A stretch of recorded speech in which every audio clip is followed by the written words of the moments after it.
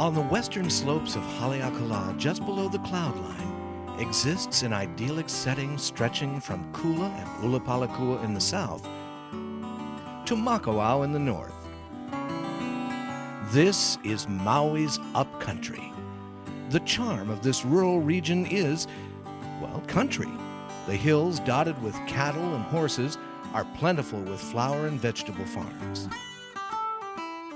Upcountry is peaceful, unpretentious, and not too anxious to reveal her secrets. It will, however, surprise you with a past that's quite remarkable, boasting stories of sea captains, kings, and cowboys.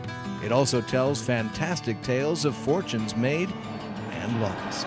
My family started farming about 4 generations ago. I don't know how many years, but it's over close to 100 years ago. And right now I'm still in the cabbage business, growing cabbage, a 4th generation farmer up in Kula area. From Hawaii's early years to the present day, the area known as Kula has been Maui's agricultural district, traditionally growing taro and sweet potatoes under a system of land divisions called ahupua'as. These zones represented areas of forest, agriculture, shoreline, and ocean, and each provided the goods and resources of their district.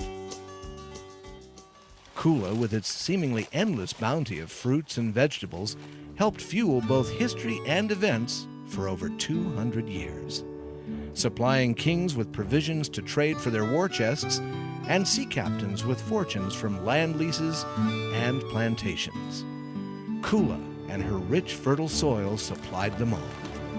With this enterprise came waves of immigration to help work the land. Landowners bought, sold, and merged to form modern dynasties. And as you can see, some of the names still remain as towns, stores, and landmarks. All of them reminders of Upcountry's past. Today, Upcountry farmers are once again embracing changes in the agricultural landscape as culinary kings demand organic produce and exotic fruits, and Hawaiians trade island-made products in new marketing ventures. All of them making a little history of their own.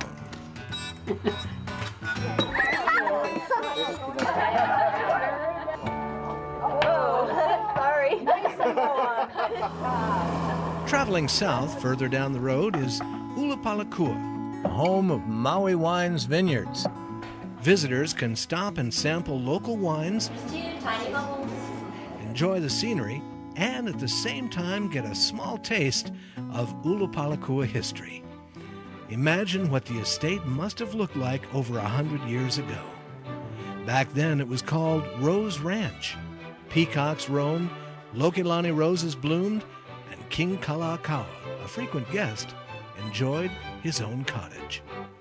It was a brief yet elegant time until ranching replaced royalty.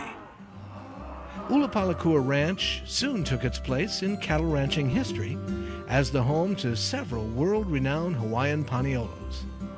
Today, it's one of Maui's largest working cattle ranches.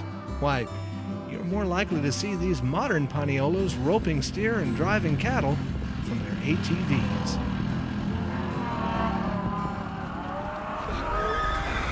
Reminiscent of days gone by, the paniolos at Haleakala Ranch still keep busy rounding up cattle and tending to the business of modern-day ranching. Initially, when the vaqueros came in, they were brought in to educate the Hawaiians as to, how to rope and ride and handle cattle, seeing as they didn't have any experience whatsoever prior to that. And they seemed to have been good students, and it was something that just fell into their culture and their personality, and it's continued on till today.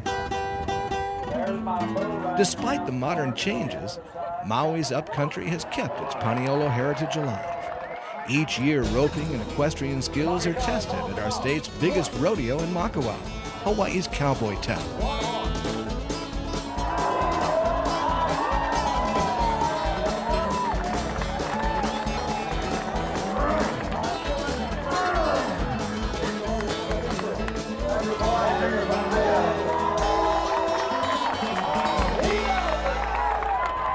Upcountry, It's the kind of country that only Maui could offer. The next time you travel up these cloud-lined slopes, let your senses come alive and imagine. With a little curiosity, you too can rediscover a part of Maui's historical past. Stay tuned for more Maui, Island of the Sun.